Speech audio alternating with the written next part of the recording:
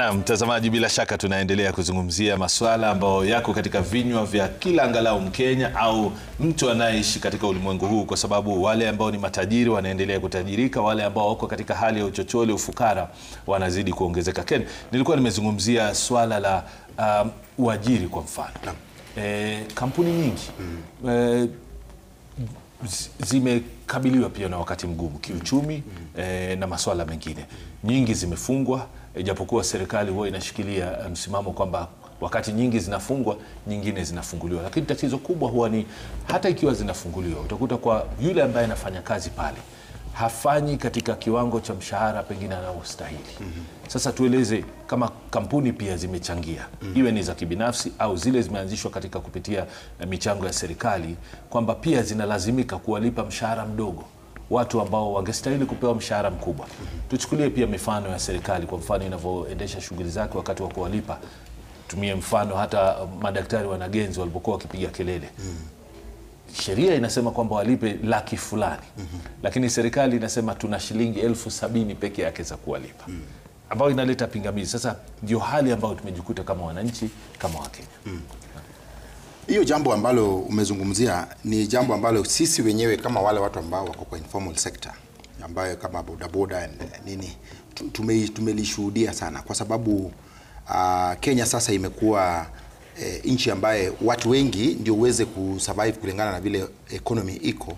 Lazima ufanye kazi zaidi ya moja ndio uweze kusurvive. Kwa mfano, wale watu wanatoka kutoka kwa kampuni nyingi. Kwa mfano, mtu ameachiliwa by saa 10 pengine jioni, saa 11, kwa zile stages ambayo waendeshaji wa bodaboda wengi wako, unaona mtu amekuja na pikipiki na mgeni na umjui, na lazima utake kujua huyu ametoka wapi. Anakuambia, ndugu yangu, acha tu nipata kama ni 200 nifike kwa nyumba nikiwa na unga. Na unamwambia wewe unakuanga wapi? Anakuambia niko kwa kampuni ndio nimefunga. Na hizo kampuni pia hawataki kufuta watu kazi, kwa sababu watu wakifutwa kazi sasa inakuwa tena ni changamoto zaidi kwa wale watu wenyewe. So wengi wanaona ni better waiweke at a sustainable rate ile wanaweza kufanya watu waendelee kusurvive, kuliko kuwafuta kazi na kuwacha watu wachache na kuwaongezea mshahara. Ni better wengi wabaki katika hiyo standard, muendelee kusurvive hapo kuliko kufutwa kazi, kwa sababu kuna wale kampuni ambao pia wamekuwa wakitupatia sisi ambao tunaendeshaji ya bodaboda deliveries. Unakuta kwamba wanaona pengine ni cheaper wao kutumia wale ambao wanawafanyia delivery kuliko wao wenyewe tena kuajiri tena. Manake hali ya kuajiri inakuja na gharama nyingine. Wanaambiwa lazima utalipa SHA, lazima utalipa housing levy, lazima utalipa nini, lazima utalipa maintenance kama ulikuwa na magari. Sasa waoni haja ya kuajiri, wanaona wacha tuchukue external service ile, mimi nitalipa tu huyu na hakuna gharama nyingine mwisho wa mwezi. Tena tax hiyo hawezi kungangana naye. Lakini Nimrod, kabla tuende kwa mapumziko, tulikuwa kuna jambo ulizungumzia ambalo mimi niliona pia ni muhimu kuichangia. Wale watu wengi ambao pengine saizi wako katika nafasi zile za position of influence, kuanzia kwa rais kuteremka chini. Wakati rais alikuja na mpango wa kupatia wale vijana ama mtu yote anataka kufanya biashara kitu kama Hustler Fund. Unajua saizi ukiuliza huyo CEO wa Hustler Fund atakwambia pesa nyingi sana hazijalipwa. Watu wengi tu hizo pesa zimeenda, ni pesa zimepotea. Kwa sababu wengi waliweza kuaccess pesa, lakini umeaccess ufanye nini? Manake unaweza pata pesa ndio, lakini ufanye nini? Ni pesa ya kwenda kuoa, manake rais pia amesema watu waoe sasa. Sasa ni pesa ya kwenda kuoa ama ni pesa ya kufanya nini? So vijana wengi hawana ile the technical know-how ya kuweza kuinvest. Kwa mfano, mimi kuna training juzi tumefanywa na kampuni moja tu, na tukakaa na watu wa bodaboda kama 300. Wakatuambia kwa shilingi 1,000 ambayo utawekeza hapa, kila siku inaweza ika earn interest ya shilingi 10, 20, 50 ikiwa inaendelea hivyo. Yetu wengi wetu walikuwa na prefer pesa yangu acha ikae kwenye benki. Na inapokaa pale hata ikae miezi 5, mwaka mzima, bado ukienda unakuta pesa yako hata imepungua, kwa sababu kuna ile standard charges ambao wanakata hiyo pesa. Vijana wanaweza kutrainiwa namna gani, wataekeza namna gani, kando na biashara ambayo ni lazima wewe mwenyewe ukue hapo kila siku. Manake kuna biashara lazima uwe hapo kila siku. Kuna kijana alichukua pesa akaenda akaweka car wash. Hiyo car wash kumbe kuna approval lazima upatiwe na county government. Aweka kando ya barabara. Ile mijengo alijenga hapo within wiki 3 County ikakuja na hizi bulldozer ikabomoa. Sasa huyo kijana amerudi square one. Imebomolewa, mashini zote zimechukuliwa, zimepelekwa kwa store. Akienda kufuatilia anaambiwa lazima alipe shilingi 40,000 ndio vitu zake ziachiliwe, na hata baada ya kuachiliwa ajui ataenda kuziweka wapi. Sasa itakuwa ni muhimu sana kukuwe na coordination kati ya serikali kuu na serikali za county, waweze kutrain vijana wetu on the importance of investment. Investment isikuwe tu ni shika hii pesa ende ufungue biashara. Biashara gani? Biashara gani? Mimi nilikuwa najaribu kusaidia mama wengine hapa ilitu hapa nyuma. Wameweka biashara ya kuuza chakula. Chakula tu unauza shilingi 100, 150. Maybe ameenda mahali anaona affordable housing zinajengwa mahali. Akasema hapa nikiletaka chakula lunch watu naweza wauzia. Yeye kukuja hapo baada ya kuuza wiki 2, kuna mtu pia ameripoti kwa ule commander anasimamia hiyo area kwa county, amekuja siku moja na magari akawabeba wote. Anasema kwa nini hamjafuata sheria ya public health? Sasa huyu mama maisha imemsukuma mpaka mwisho. Amefikiria kwa ile pesa kidogo ako na 5,000, amefungua ka biashara, ameenda pale Gikomba pale akanunua nyama pale Bama Market, amekuja akanunua maharago yake amepika, ameona hapa anaweza pata faida ya 50, 100 juu. Lakini tena hapo amekuja amebebwa. Sasa hizi services itafika namna gani wananchi waweze kuelewa?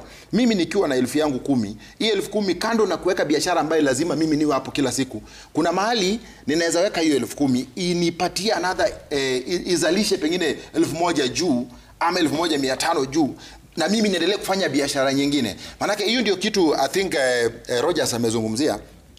Wale watu ambao wako kwenye serikali na wanapata mamilioni ya pesa, mbona hawakui maskini wakati uchumi inagonga kila mtu? Kwa sababu yeye hii pesa kuna mali anaenda kuwekeza na anaangalia, wao wanajua kufuata hizi vitu, manake sisi wale hatujasoma hatufuati na hatujui. Unajua kile ambacho hujui iwezi kukusaidia, lakini kile umejua itakusaidia wewe kuweza kupiga hatua. Yeye anajua kuna mahali nikienda kuwekeza milioni 100 leo. Na ndio maana unakuta hata kuna governors wanachelewesha mishahara za watu miezi 3. Manake ile pesa ikiingia anaziwekeza mahali ina delay. Mtu anakuja kuambiwa ile delay kitambo walipwe, ule tayari ametengeneza mamilioni ya pesa kwa kuwekeza hii pesa mahali kwingine. Vijana watasaidiwa haje ndio waweze kujua, mimi nimengangana na hii bodaboda yangu nimepata 1000 yangu 20 mahali. Nimeamua nifungue kibanda mahali, manake watu wengi chakula hii nyingine hawawezi kuafford, wana afford ya kibanda. Lakini hapo kwa kibanda imepigwa na serikali. Kile unachosema ni ukweli. Hatuwezi kukataa, tunaungama kwamba hakuna usawa katika masuala ya sheria. Kwa mfano ile swala ambalo umetumia la mtu kuweza kuweka kibanda, kujinufaisha tu yeye mwenyewe kibinafsi. Ikiwa ni tajiri, anaondokea ile kesi mara moja. Yaani hakuna tatizo.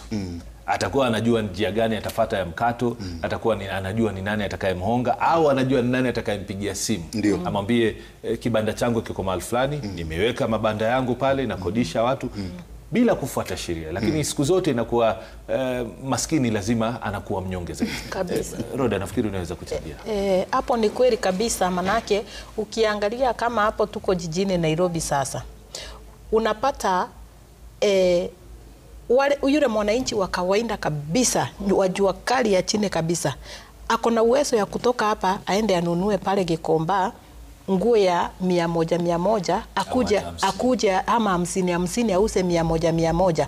Lakini unapata ule mtu anapokuja hapa mjini kuuza ile nguo, unapata au kanjo wanakuja wanapiga huyo mtu, wanambebea mpaka ile kazi. Unashindwa. Ndugu yangu anasema hapa mtu anaweza pata 10,000 aekeze mahali iwe inampatia kitu. Huyo mtu atatoa wapi kama anapata hiyo 2,000 anaenda nayo Gikomba, anakuja inabebo yote na City Council? Atatoa wapi 10,000 ya kuwekeza mahali pale? Unapata huyo mtu ataishi bado kuwa maskini, kwa sababu ile serikali inafaa imsaidie. Kama ni county government, waangalie mahali wanaweza wakatengea wale watu waweze kupata chakula ya kila siku. Iko mtu mahali hapa Nairobi asipotoka asubuhi arundi na ile 200 kwake hakutapata unga.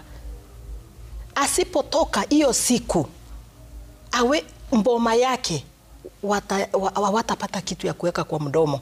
Kwa hivyo serikali yaangazie huyu mwananchi wa kawaida. Kuna wengine pale njua kali, asipoenda agonge ile chuma yake, atengeneze ile safuria, apate hiyo 200 ya kukula, maisha yake iwezi kasonga mbele. Serikali yaangalie sana jinsi ambavyo huyu mwananchi wa kawaida na yale mashinda ambayo huyu mwananchi wa kawaida anayo yapitia. Manake wewe tajiri, unga tunanunua saa hii 170. Hiyo 170 ndio tajiri ananunua na ndio ule maskini ananunua. Unapata ile kitu analipwa mahali pale, maybe hata analipwa 150 ama hiyo 200. Mafuta lita moja kwa saa hii ni 360 lita moja. Unashindwa hii 200 anapata inamuhikimu kweli kupata chakula, apate malipo ya nyumba. Unapata changamoto ni mingi sana. Kwa hivyo mimi naona shinda haitaisha kwa mwananchi wa chini unless serikali iweke mikakati kabambe. Tuseme kama ni zile kandarasi zinapewa, tuseme kama ile kandarasi yenye haipiti milioni 10 ipewe mwananchi wa kawaida. Ikipewa mwananchi wa kawaida atajua vile atajipanga na ile kitu anapata pale chini, na hao matajiri wachukue hizo kontrakti kubwa wajipange nazo, lakini mwananchi wa kawaida awa anapata kitu kidogo ya kujikimu. Rogers na Nirima, juzi nimesikia katika mkutano ambao ulikuwa umewaleta pamoja maafisa walioko katika sekta tofauti za kibinafsi na hata za serikali au za umma kuhusiana na ununuzi, wale tunaita procurement officers na wale katika supplies. Kitu kimenishangaza ni kwamba hapa nchini Kenya hakuna sheria inamzuia mwanasiasa kwa mfano kufanya biashara na serikali, ambao ni hatia. Tukaweza kufahamishwa pia kwamba nchini Afrika Kusini na mataifa mengine kama Zambia na Uganda ni kwamba huruhusiwi kama mwanasiasa kufanya biashara na serikali, ni hatia. Sasa sijui kama hapo pia kuna tatizo ambalo linapelekea unakuta kwamba mwanasiasa leo ameingia, hata wakati wa kufanya kampeni alikuwa hana chochote, halafu baada ya muda mdogo tu kuwa ndani ya serikali, kwa sababu anapata mpenyo, anapata nafasi za kufanya kazi na serikali, kidogo mwanasiasa na shilingi milioni 200. Kiasi kwamba anaweza sasa kufanya kampeni ya mwaka 2027 bila tatizo, akijua kwamba nina nafasi nyingine ya kupata pesa zile. Nafikiri kwa mmoja anza alafu nitaruhusu dadangu Anet kuongelea kwa sababu yeye ni mwanasheria. Lakini nataka kurudi nyuma kidogo kisha kwa yale maneno ambayo wenzangu wamesema. Nimrod ashakumsima tusi, lakini Waswahili husema maskini akipata makali uliambwata. Kuna ile kwa kizungu inaitwa poverty trap, yenye watu hujipata wakikuwa maskini wanajaribu kabisa kutoka, lakini ni ngumu. That is why tuna serikali. Kuna kazi ya serikali 4 peke yake wakifanya ile kutoza ushuru. Moja kwa Kiingereza inaitwa 4Rs. Ya kwanza ni ku raise revenue. So inahakikisha imetoza watu ushuru ndio ifund vitu hizi huduma kama ya education, elimu, afya na social protection. Ya pili na ya maana sana ni kufanya repricing. Tuseme kama kuna jambo ama kuna bidhaa fulani serikali inafikiria inatakikana either kupunguza demand ama kuincrease, inafanya repricing. Ya tatu ni redistribution, na hii ni kitu ambayo kipengele muhimu sana ya kwamba kazi ya serikali ni kuhakikisha kuna hiyo uwasiano, kuna usawa. Tukiweka serikali yoyote inamaanisha kwamba kama kuna watu wako na shida mahali, wana maji, wengine wako na maji, inahakikisha kwamba kuna usawa katika kupata hizi huduma. Ya 4 na muhimu sana ni pia kisa ya kuensure kwamba kuna representation. So representation hapa yamaanisha kwamba kuna ile kitu inaitwa social contract. Mimi nikienda kupiga kura kesho, kwamba nataka Rais Ruto ama mwingine yote, ile contract mimi nampea nikilipa tax ni kwamba mimi ninalipa hii tax so that hiyo pesa ufanye management, uweke kwa huduma ambayo itanisaidia kutoka kwa ufukara. Na sisi tumeona kwamba kuna maneno 4 peke yake ambayo itasaidia sana kusaidia Wakenya kutoka ufukara. Ya kwanza tumesema ni kufanya ufadhili na kuweka actual investment kwa public services.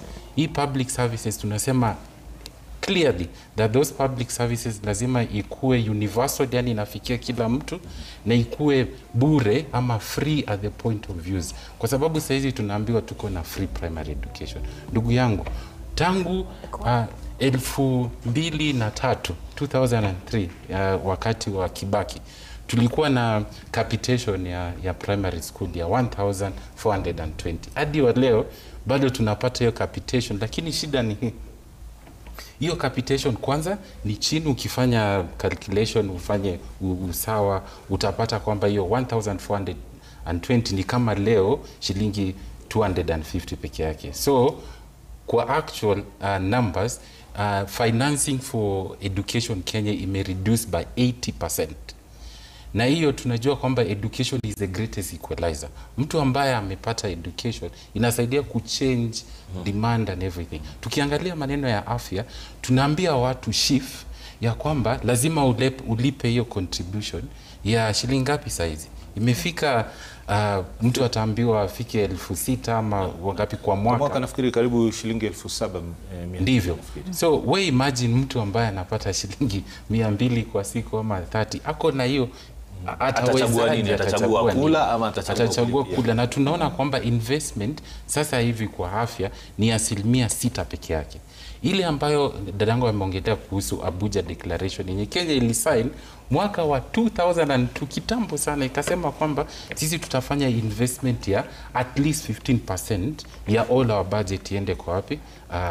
Healthcare. Sasa hizi tuna burden watu milioni 4 peke yake. Mimi na wewe ambao tunalipwa kila siku milioni 4 peke yake wanalipia all system ya 50 something billion people. It's not sustainable, na ndio maana unaona SHIF iko na hiyo shida ya mwisho kwa huduma ya kawaida. Tunasema kwamba kama ile safety net, the national safety net, tumeshukuru sana serikali kama dadangu amesema hapa kwamba Inua Jamii ni ile inaitwa social safety net, increase kama venye amesema hadi wa Kenya 1.3 million, na hiyo ni kusupport wazee, watu walemavu ambao wajiwezi, kuwasaidia kutoka kwa ufukara. Lakini tunawalipa shilingi 2,000 peke yake kwa mwezi.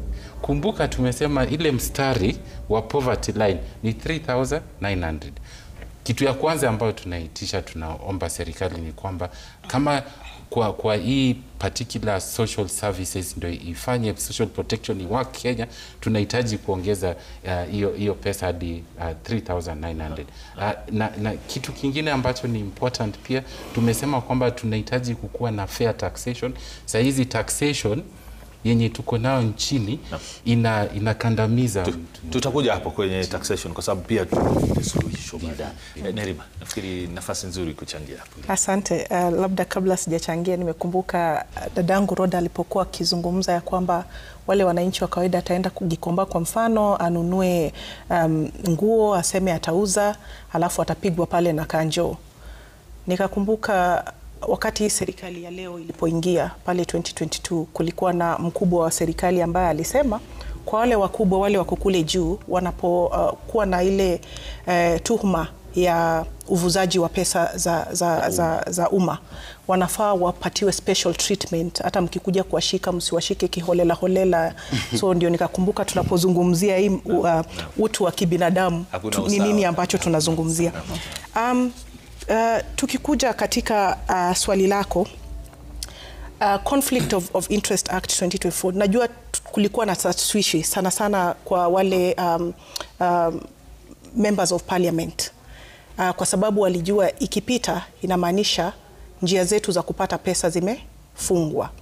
Na tunajua ya kwamba hapa Kenya leo, kwanza ndio uweze kuwa elected katika kiti chochote, ikuwe ni MCA, ikuwe ni mwakilishaji wa wanawake ama chochote, unafaa utumie pesa nyingi sana.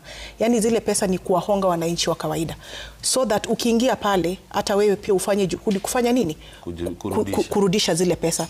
Na sasa bahati mbaya urudishi tu peke yake, zile ambazo ulitumia unaongeza zaidi za pia wakati mwingine. So tunaona hii cycle inaendelea, na njia moja ya kuweza kupata hizi pesa ni hizi contracts ambazo wanaingia katika procurement. Ndio kwa sababu utaona hata tukipitisha sheria tuseme ya kwamba vijana wanafaa wafanye biashara na serikali, haitawezekana. Watatumia mbinu zozote ambazo wataweza kuangalia ya kwamba ni gaps gani ziko katika sheria ili waweze kutumia. Ndio utapata mtu atatumiwa ambaye anaishi na ulemavu, ili hali yule ambaye yako pale nyuma sio mtu ambaye ako na ulemavu. Na tumeona nchi nyingi ikiwemo Canada, Australia, ikiwemo Afrika Kusini ikiweza kupitisha, hivyo ndivyo inavyofaa.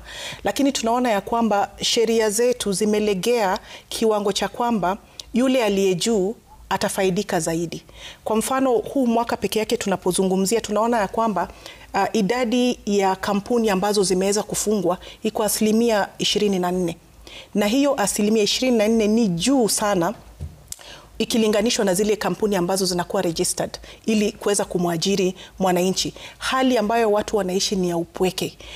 So utapata ya kwamba ndio watu yangu naweza kupatiana kazi ya kiwango cha juu, lakini kwa sababu hakuna kampuni yoyote ambayo itaniajiri, inatumia ile fursa ya kuona ya kwamba wale ambao hawajaajiriwa ni wengi na mimi nataka nikule, nataka nilipe rent, nitafanya nini? Nitajirudisha chini ili niweze kupata ile kazi.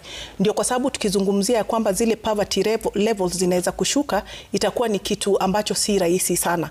Na tunaona wakati ambao hii inafanyika, hata zile faida ambazo hizi kampuni itapata inakuwa chini, haiwezi kulipa mishahara watu wake. Ndio kwa sababu tunaona watu wengi wanapata kutoka kazini ili tu kupata kusurvive at the end of the day, na hivyo sivyo ambavyo serikali inaweza faa kuwa inaendeshwa. Na asante sana Neema.